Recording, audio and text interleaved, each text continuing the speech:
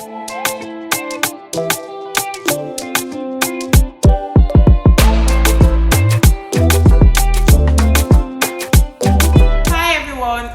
to my YouTube channel. If you're a returning subscriber, thank you for being here, and if you're new here, please do not leave without subscribing to my channel. Conversation with Eki is a talk show that showcases individuals that are striving in their careers and in their business. So I am super excited because the guest that I have today, hey, she's an international fashion entrepreneur. She's an international businesswoman.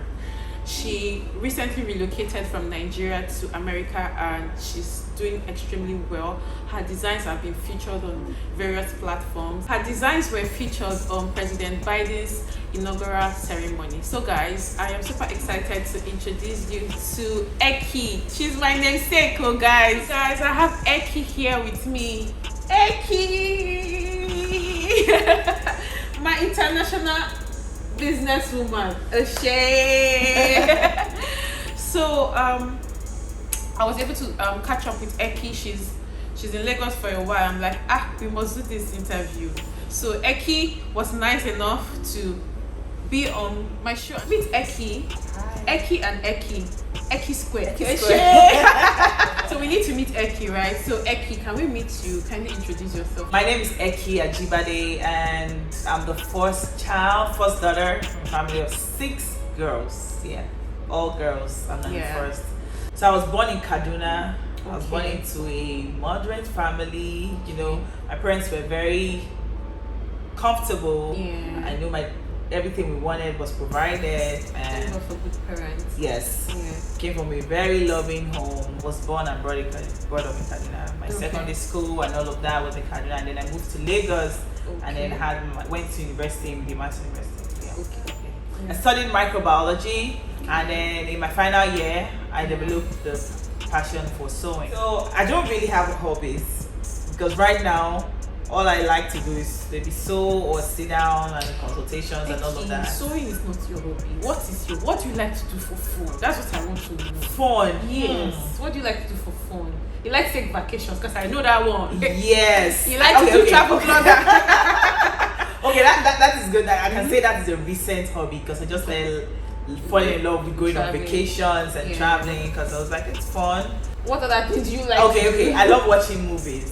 Okay, if you have the time, because if I have the time, even when I don't have the time, this is what I do. When I sew, I have my iPad in front of my machine. Okay, so you just be listening and watching. Yes. Oh, that's a very good way to relax and also work at the same time. I love listening to music too, so it helps me when I'm working and all. But aside that, I don't have hobbies.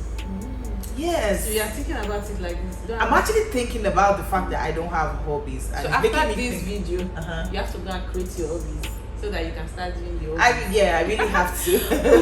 Alright, so what does your company do? Tell us more about your business, how you started your business.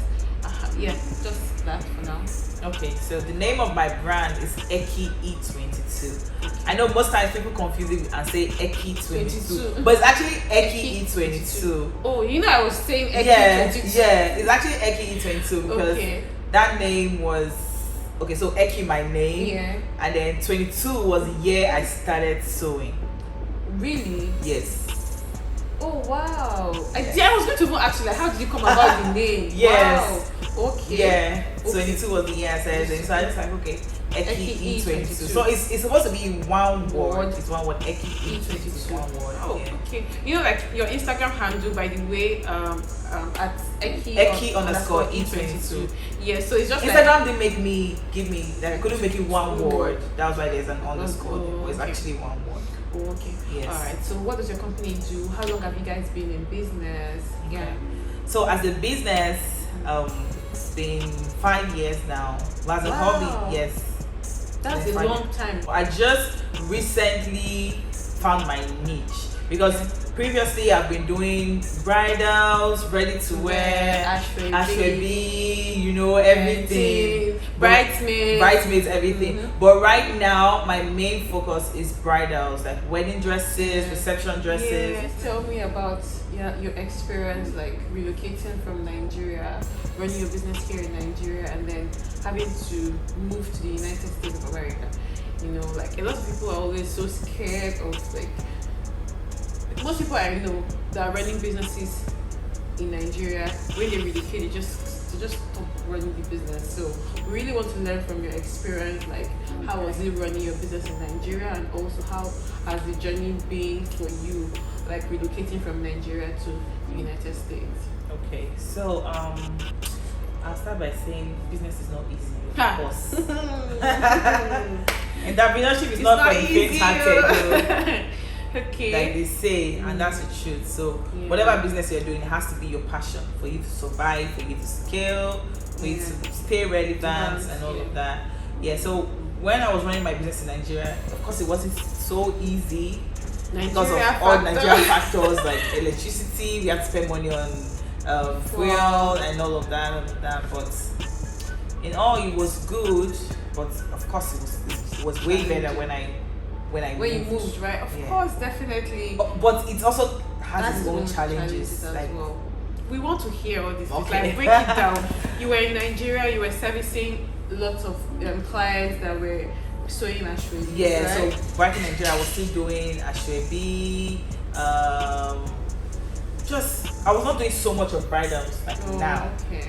So now I do more of bridals. Like that's actually what I do. That's my focus. Bridals, wedding dresses, reception dresses, bridal robes, check her out too. and all of those good stuff. Yeah. Yeah. So I think I should just move to I should just talk about when I moved. Okay. Of course, it wasn't easy. But like, how was your experience like running a business in Nigeria? We want to know like your experiences. What are the challenges that you faced? Okay, like I mentioned earlier, the electricity was a major challenge. I think every business owner in Nigeria, when you ask them about their challenges, the first thing they will say is electricity. Logistics was also a major problem, because like delivery, and because I was doing ready to wear, delivery and all of that, and then clients. My clients I didn't have so much problem with my clients because I always deliver when I said I would. Yeah. So I didn't struggle so much, and my clients were. Like one of the things that kept my business running for me in Nigeria was the fact that I deliver when I say I would, which is very key. Which is very key because that's one of the points. Nigerian tailors now. Exactly. So if I tell you that your dress will be ready this week, by this week you pick up your dress. And one thing I do, it has been a principle that I've been in my business. Like if I know I cannot deliver, maybe because of time or maybe because something comes up or something, I always communicate with my clients. Communication is key. Very key. I don't leave my clients in the dark. I don't leave them and say, maybe it's the week to their event and they don't hear anything. I don't do that. That's heartbreak for people. And that's how people just ruin their businesses. Like you're not communicating. You took up an order. Instead of you to come, you put off your phone. The person calling you will pick up. I don't do that. What's that? No matter what, even if of which I don't think I've been in situations like that. Even if I can't deliver, I will still call. I mean, we are all humans. They cannot eat you up. You can't beat me. You can't eat me up. Explain to these I will people. explain. I'll tell you, okay, this and this came up. Okay, that's so why I cannot finish your dress. How long have you been running your business? Okay, so I've been running as a business. It's been 5 years. Yeah, so 5 years as a business. But as a hobby, okay, so let me calculate this. 29. That's 7. Okay, so as a business 5 years, but as a hobby 7 years. Wow. Because the first 2 years was just I'm just sewing as a hobby here. Before that's so you've been I've been sewing for the past 7 years. That's a long time. Yes, and that's why you're very good at what you do. And over that time I've grown. I take up trainings, I take up online if I can't do physical courses. Very key. I mean, you never stop learning. Like we learn every day. You can see the fashion industry now. It's new evolving. Design, everything is evolving. So you have technology is taking over everything. Yes. So if you're a business owner, you're sitting down your house and you're saying, I beg, I know what I know. You have to keep learning every day. That, like Eki has said, like for you to keep being in business, you have to keep developing yourself. Yeah. So that's so you one can key. Stay relevant in the market. Yes. So that was it for the business in Nigeria. And then when I moved to America, I would say this, it was hard. How hard was it? I'm not gonna say how hard was it? I'm not gonna say it wasn't hard, but I'm going to tell you that it's doable. Yeah. As long as it's your passion is what will drive you. Because in America, it's not like in Nigeria where it's easy to find labor. It's easy to find tailors. Well, to an extent, it's easy to find tailors. But in America, most people don't want to do skills, like a skilled job. Most people would rather rely on a 9 to 5 than and know that, okay, I think it's because of that security that, you know, okay, after 2 weeks I get this certain amount of paycheck. Yeah, but are you not willing to pay them as well? That's the thing. People, I mean, they feel, okay, it's fashion designing, so I mean, you might not be able to pay me so much, but you don't even just want to do it. And of course, you know, this business is labor intensive. Yes, it is. Like, it requires a lot of concentration, mental, physical, everything. It's not easy. It's not easy. So people don't want to stress themselves like that. They don't want to stress themselves like that. So that means you had. So one of the challenges that you had, like moving, was getting like labor to work, getting people to work with you. To work with me. That's one of the major challenges. In fact, I'm still facing that challenge as we speak. So but guys, if you're in Nigeria and you're planning to relocate abroad, better know your work. Raise up. Because like yes, you said, I better know your work because you will do everything yourself. I mean, like I when I have conversation with my friends in the fashion industry, like people that do hair, makeup, we all have the same challenges in America. Also, like the challenges it's very constant. It's very constant. Like, whenever we sit together to talk, we all have the same challenges. Getting that help. Getting people to work for you. Getting people to work for you. Because for your you're willing to pay. You want to pay. But in Nigeria, you're looking for the job. I know, yeah. So that's one of the reverse is the case. So how have you been able to handle that? Have you been able to overcome that challenge? I've not overcome it. So yes, I haven't. Are you doing everything by yourself? I do every to the last. So you know what? Eki is actually the most hardworking person I know. I'm not even joking. You mentioned that one of the challenges that you face as a business owner in the United States of America is that you find it difficult to get skilled people to work for you. Yes. So other than that, which other challenge have you been facing, or have you faced like running your business in another country? Yeah. So when I first moved, of course, of course you don't know anywhere, you don't know where to get materials. Of course, you have to start. It's not like Nigeria, like Lagos. I will walk into Yaba Market. And then you see I will go to Eko, I will go to Balogun, Very easy. Life is easy. Life, exactly. But over there, I had to start looking for stores, and even the stores here, like I'm still searching for the right stores to get things. So most times what I do, I buy things from New York. Yeah. Okay. So like where I am, I mean, if you're in a city that has like a fashion district like California or New York, they have fashion district like the whole of it, just like a market. There are different fabric stores. But where I am in Maryland, there's no fashion districts. They're just stores here. So do you have to travel to those places to get fabric? Yeah, I travel to New York to get fabric sometimes. So is New York closer to you? New York is about 3 hours drive from me. Yeah, so I go to fabric. So you drive 3 hours? Yes, to grab. But in Nigeria, you took to take your show. Easy life. Yes. Yeah. So and then most times I still ship from Nigeria too. Ooh, yes. Okay. So you do a lot of shipping. I do a lot of shipping. Like I ship almost every other week. Wow. Because I think maybe because I'm still used to buying things in Nigeria, so like you know where to get exactly. I can just tell someone, okay, go to this person, and I see how my customers. I say, oh, go to your charity space. Yeah, I say, go buy this thing for me. So guys, it's very important that as business owner, database of your customers, of course, a database of your vendors, your suppliers, people that you buy your raw materials from. Yes. So but right now it's a little bit better because I have there's some stores now that I found where I get things from, you know, so it's getting better. So and then also, of course, you know, moving as a business owner, if you have a business that is already established in Nigeria, just imagine leaving your business in Nigeria, an established business in Nigeria. Eki is not, well, she wasn't upcoming in Nigeria before she relocated. She used to service celebrities, like she was always there. Yeah. Servicing high-paying customers. Hey, money,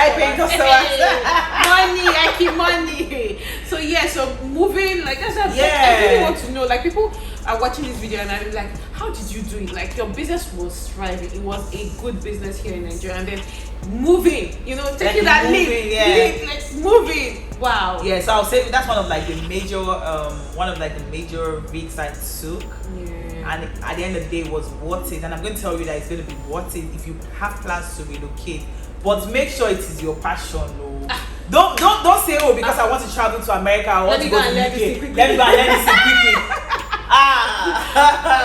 If you don't have passion, then forget it. So it was your passion that kept me here, because I mean, imagine over here, there's someone. Okay, let's say you draft the pattern. There's someone that will cut. There's someone that will sew. There's someone that will bead. You have a team. Manufacturing process was divided, which makes it easy. Here, so you right? do live. But over there, I do everything myself. Yeah, Eki. Superwoman. Yeah, so you get to do everything yourself. Wow. I mean, I think it's because I'm just starting, but when you start and then you start meeting people, you start knowing how to find tailors. Right now I just even found someone, like luckily for me, I just found a tailor. Wow. So I'll still be cutting and then she'll still be doing the sewing. So I mean, it's getting better. It's getting better. So it will definitely get better. So when you were relocating, like, did you give yourself target? Did you say, oh, when I travel like this, after 1 year, if the business is not I'll pack up.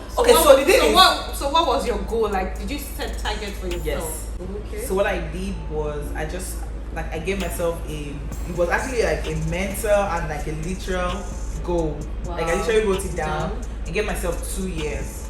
So I told myself that for the first 2 years I moved to America. I know it's not going to be easy because like starting from scratch. That's even the one that people are scared of. Like, okay, so when you were leaving Nigeria, you didn't carry any of your equipment, even down to needle and thread. You went with yourself, like I went with myself and just my few clothes. So when you decided to like continue your business or start your business in America, you had to buy everything, machines, everything. Wow. And should I ever tell you that? Okay, so I worked for like the first 3 to 4 months so that I can save up money to buy my things. Okay. And I bought my sewing machine. I know how in America, like, you can't, like, you have to do everything is DIY, do it by yourself. My first machine that I got, I sat down. Hey, don't tell me that you fixed your machine. I fixed it. Industrial sewing machine, guys. There are videos on YouTube. Yeah, they are. But you know, in Nigeria, you just have a man that used to fix the machine that just comes and sets it up for you. I sat down, I hammered back. Wow. But I had to do it because I had to start sewing. I didn't want to buy those little tabletop machines. Yeah, that's not what you need now. It took about 5 hours. Only 5 hours? I thought you used the whole 3 days. It took 5 whole hours to fix that machine, and I did, and I fixed it, and I started sewing. So that was it, and then so I gave myself 2 years. I know it was not going to be easy. I told myself, okay, the first 2 years I would push myself. So for the first year, actually, it wasn't so much about the money for me. You just wanted to. I just wanted to be known. I wanted to build my business. I wanted people to get to know me, to see my work. So what marketing strategy did you do? Like, did you do price reduction? Oh yeah. So what I did was survey the market. So at that time, I saw people were sewing for like $250, $300. I had to reduce mine. He was sewing for like $150. So people now started coming. Yeah, people now started coming. So when they started coming, okay. So after they came there, small, you're not just increasing. Because they now started seeing value for their money. In fact, let me even tell you, I remember my first bride I made reception dress for. After she paid me, she said, Eki, I'm not going to tell anybody how much you charge me for this dress. Wow. She said, don't. She was telling me, say, Eki, if anybody brings this kind of dress for you, this is how much you charge the person. So from there I was like, okay. So I can charge people this amount and they will pay. So from there I started doing like charging well. I mean, for my words, I know how much I put into. You put in a lot of work. Have you guys seen Eki's design? Just go to her page now. Like, I'm going to tag her here in this video. She's extremely good. What inspired you to start your business? Like, what inspired you to start? I know you mentioned earlier on that you started sewing when you were in the university, but like, was this something like some people will say, oh, I started sewing from my mother's womb? Stories, but I mean, I just really want to know, like, what inspired you, and is it something that you've always loved?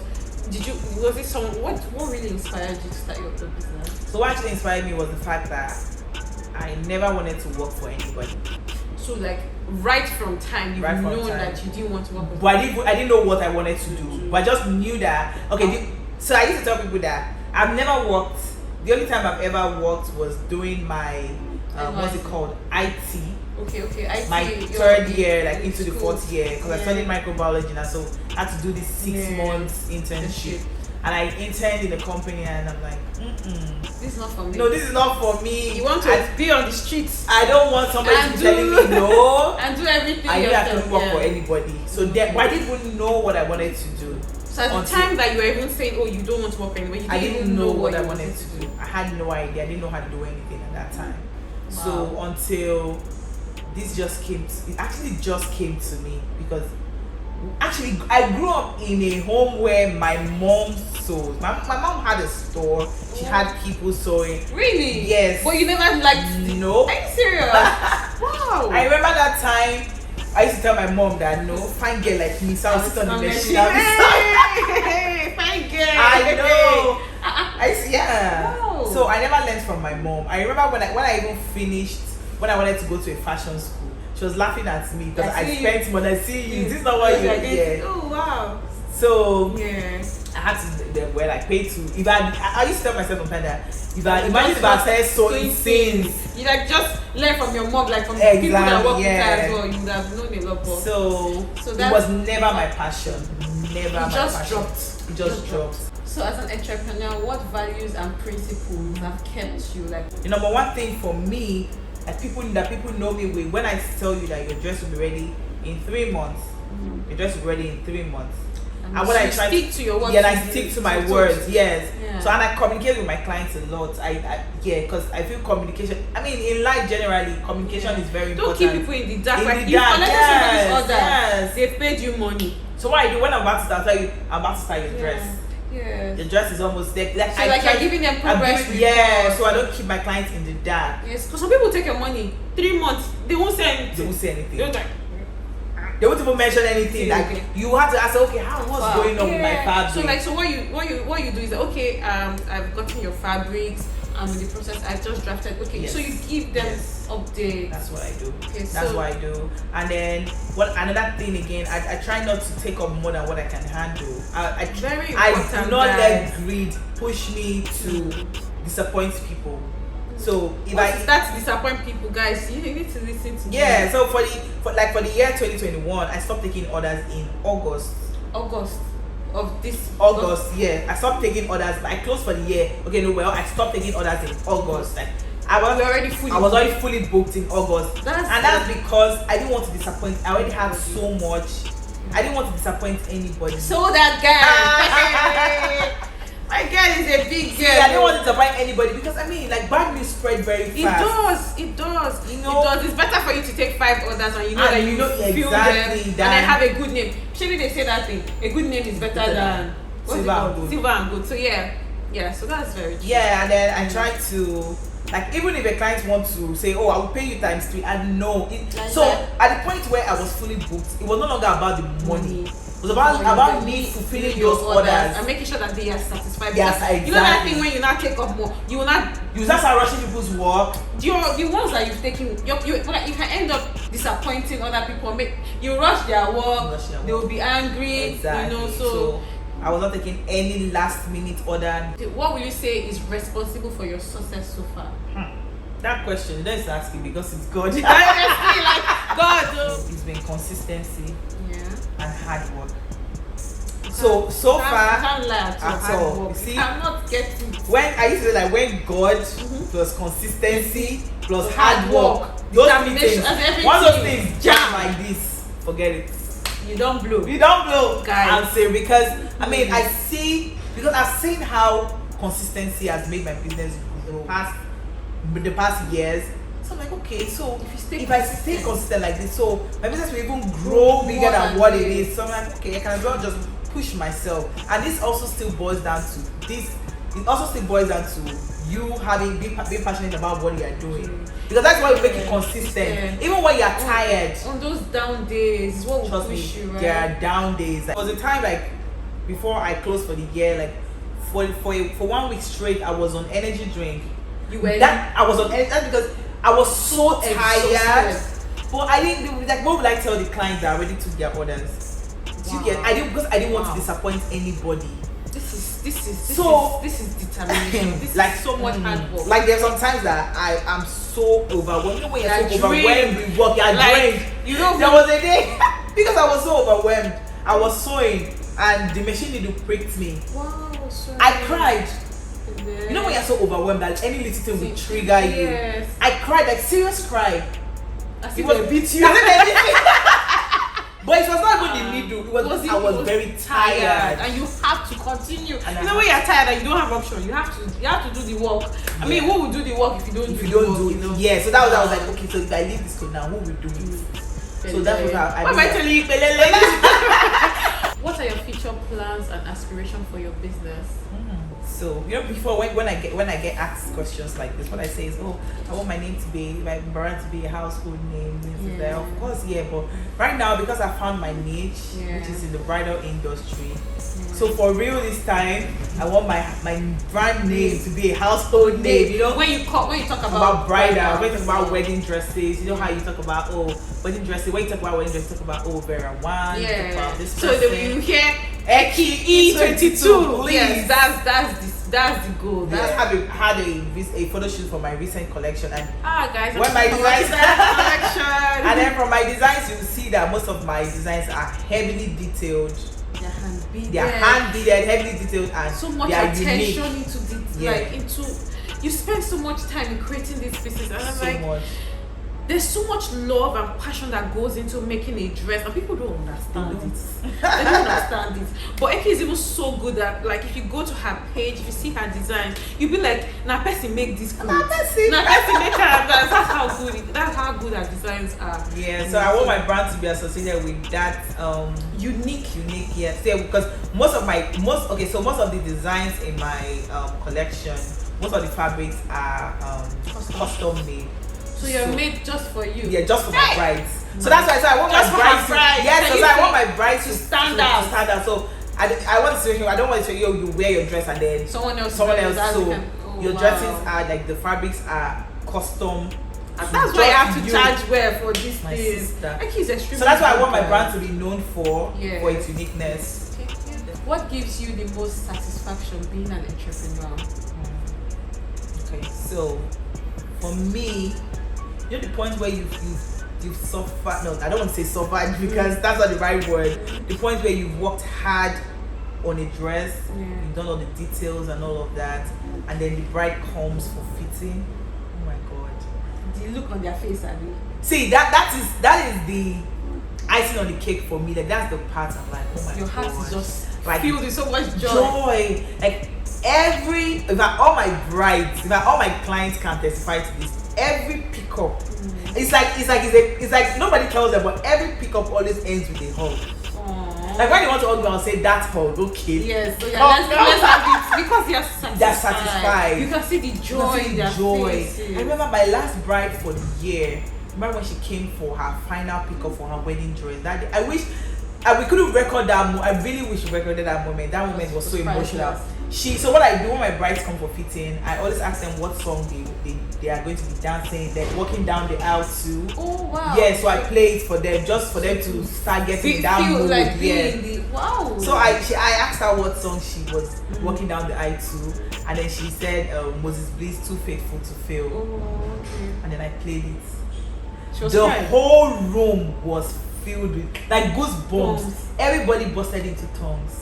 Wow, I don't touch. I'm telling you, like I really wish she was on her dress, and then I like the whole I put on the dress, their belt. I tell them to come with their shoes, with their bouquet. Okay, so it's like they're seeing the complete. Yeah, that's so why you can envision yourself. You can envision yourself. Then I played the song you're going to walk down the aisle. So that I was taking videos, but at that point we don't need the video. Like we just have to be in the that day was so emotional. Like everybody was goosebumps. Like she was speaking in tongues. She was crying. Wow. Yes, she was like Eki, like prayers.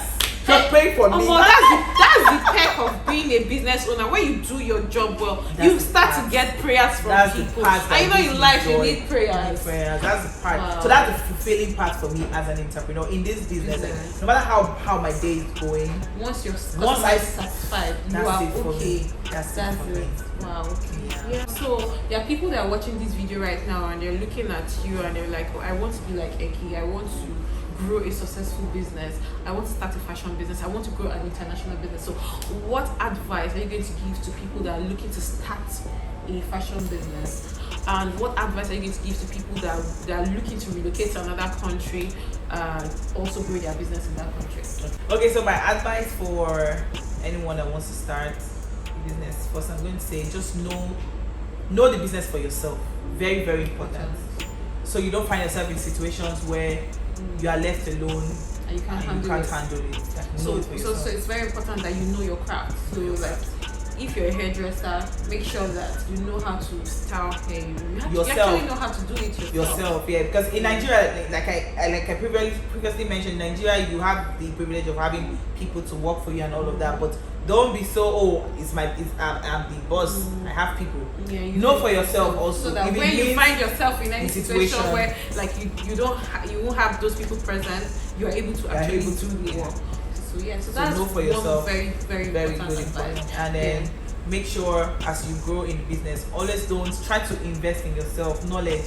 Yeah. Like course, you will see that all these courses, like courses to grow, like invest in yourself, like courses they are expensive, but don't look at it like they're expensive. Because you're actually investing in yourself. I mean, and if you're investing in yourself, you're investing in your business. Because I mean, who is the business? You are the business owner. You are the business. You know. So always invest in yourself. Take up courses like to improve yourself, your knowledge. Self-development, very, very important. Because I really helped me. I'm still taking up courses. Taking up courses online and all of that. You have to learn. Yeah, you have to improve. And then one more thing along the way as you go, try to make like network with people. Relationships are very important. Networking is very important. Very, very important. Like I remember when I first moved to America, like me, I'm not a proud person. I don't hoard information. Like I try to help people as much as I can. Yeah, you share. So I share as much as I can. So I think the universe found a way to help me. Like so because I share, so God placed people to share for me to share information to me. You know the thing about life is that information is very important. Mm-hmm. Like very, if you don't have, like she mentioned, she got people to tell her, oh, you can find your fabric shop in this place. If she didn't find those people to tell her where to buy those fabrics, she can be sourcing for fabrics throughout the whole world and she won't get it. You know, so like information is very important, and when you are able to network with the right people, they are able to share information. It's actually very important to network with people, and don't see anybody as a competition. Hey, what? Yeah, actually, whatever industry you're in, hair industry, clothes, don't see anybody as a competition. Me right now, my only competition is myself. How to be better than I was yesterday. So I network with people. Like I have a lot of designer friends. You know that people will be beefing people. No, because you know people will say, I know we can't be friends. No, she's my competitor. Why am I smiling with my competitor? You cannot know everything now. How many people do you want to sew for? Like me now, from August that time now when I was fully booked, when people call me and they say I'm fully booked, I have people who I recommend them to.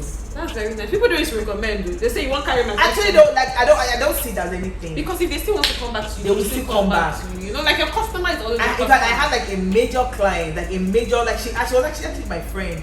Like that's to tell you how much I couldn't take up even a last minute order.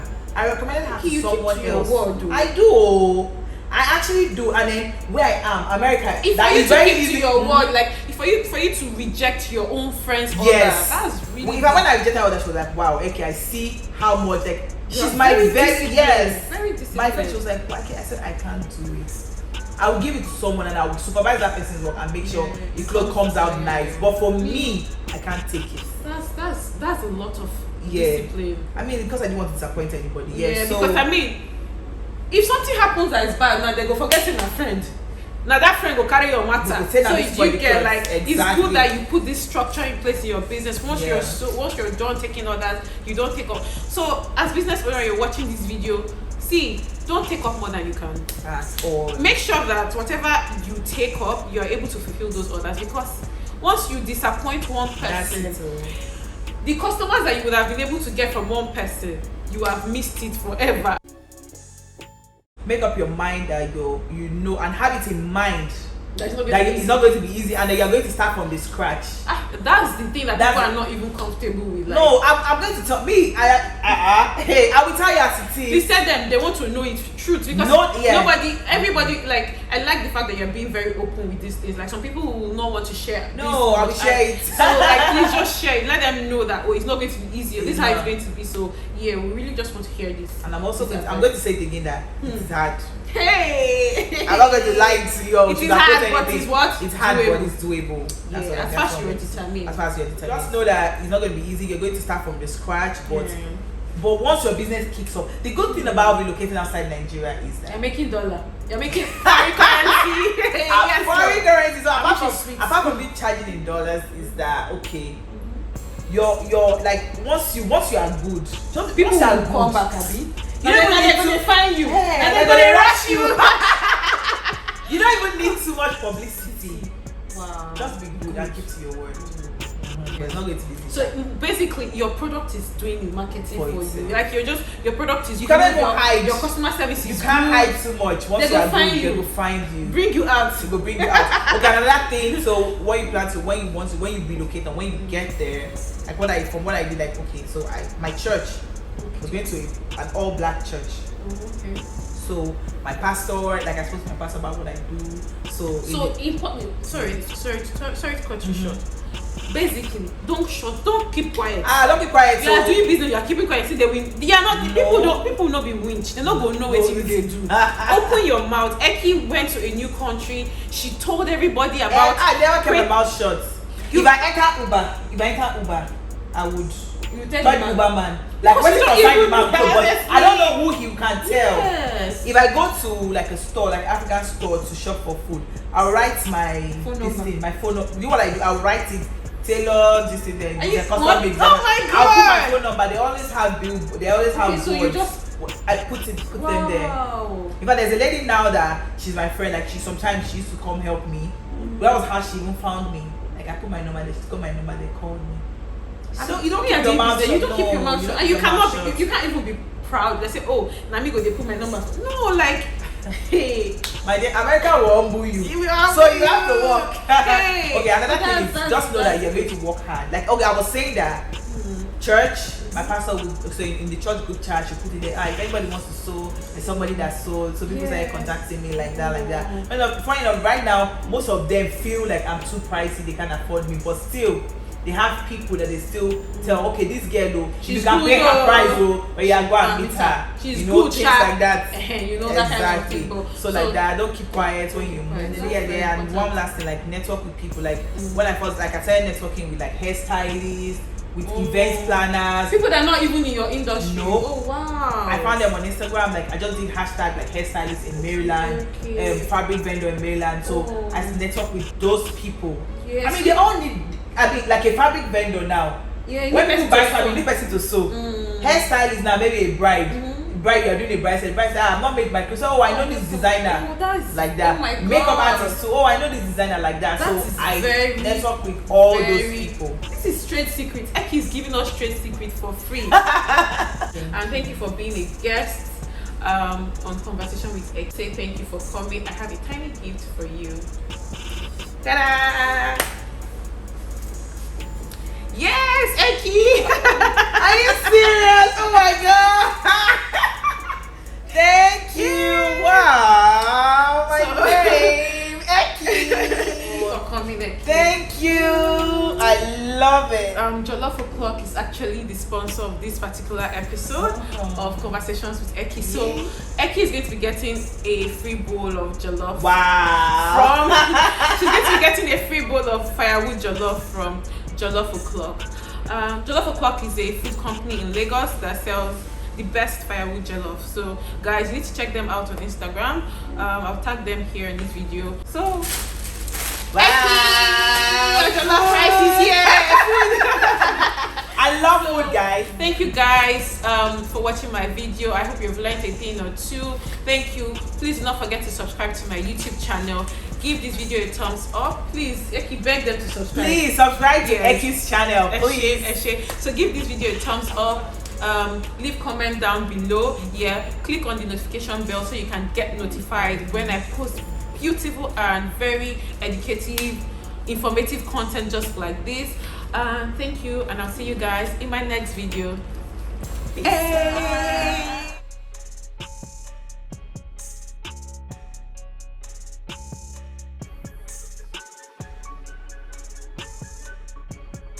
I do every to the last. So you threading know what? of needle. Eki is actually the most hardworking person I know. I'm not even joking, right? Like, she's super hardworking. No way. Okay, wait, the gem will come on now. So